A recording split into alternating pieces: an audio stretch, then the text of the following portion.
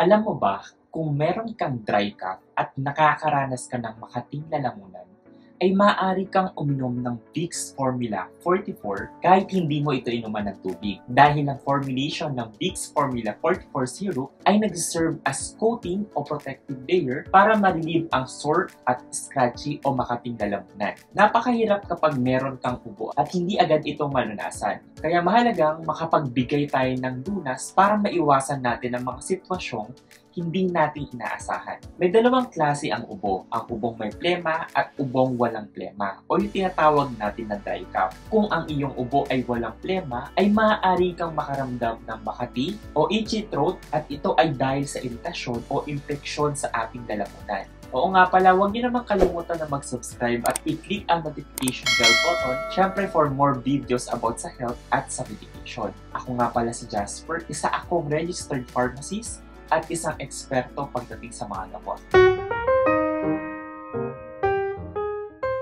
Ang Vicks Formula 44 syrup ay may laman na dextromethorphan hydrobromide. Ito ay mabibili sa mga butika na hindi na kinakailangan ng reseta. Ginagamit ito bilang antitussive o cough suppressant. Sa madaling sabi, para mabawasan o tumigil ang ating pag-ubo. Sino nga ba yung pwedeng uminom nito? Ang may edad na 6 na taong gulang pataas. Kapag ang edad ng iinom nito ay 6 na taon hanggang 12 taong gulang, pwede tayong magbigay ng isang kutsarita o 5 ml every 6 or 8 hours.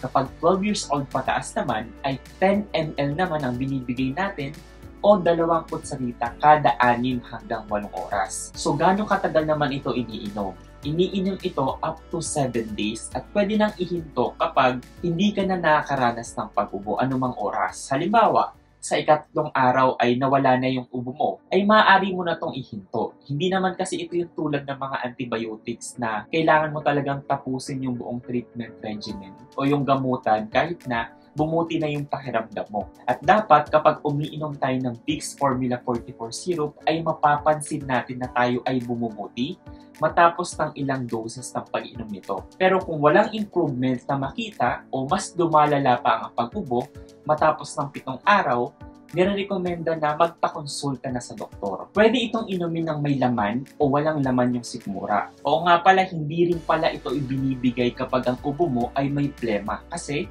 kung may plema ang ubo mo, intended kasi yung plema para mailabas. Kung bibigyan mo ito ng dextromethorphan, ay mas lalo mong hindi mailalabas ang plema dahil pinapahinto mo ang pag-ubo. So, kung punong-puno ng plema ang iyong lalamunan at baga mo, ay mas makaka-experience ka ng paninikip ng dibdib. Kaya as a pharmacist, tinatanong namin kung ang type ng ubo mo ay kung may plema ba or wala, bago kami magbigay o mag-recommend ng mga over-the-counter na gamot para sa ubo. Special precaution lang din, bawal ibigay ang dextromethorphan sa taong may asthma, sa may COPD or yung chronic obstructive pulmonary disease at pneumonia, at ang mga taong may allergies sa dextromethorphan. Ang pagkakaroon ng dry cough ay maaaring dahil ikaw ay may sipon. Kapag lumalala kasi yung sipon mo, maaaring ma-irritate ang lalamunan mo na nagdudulot ng pag-ubo. Maaari din dahil sa usok, sa amoy, sa allergens, dahil sa malamig na hangin o dahil sa dry air at marami pang iba. Kaya dapat mahalagang linisan na ating kapaligiran para hindi tayo matrigger at magkaroon ng pag-ubo. Muli, as a registered pharmacist, ako ay nagpapaalala na ugaliing magtanong sa doktor o pharmacist patungkol sa inyong mga gamot para maiwasan natin ang medication error o paglala ng inyong kondisyon. For more drug information, do not forget to subscribe to my YouTube channel. See you and have a great day po. Bye-bye!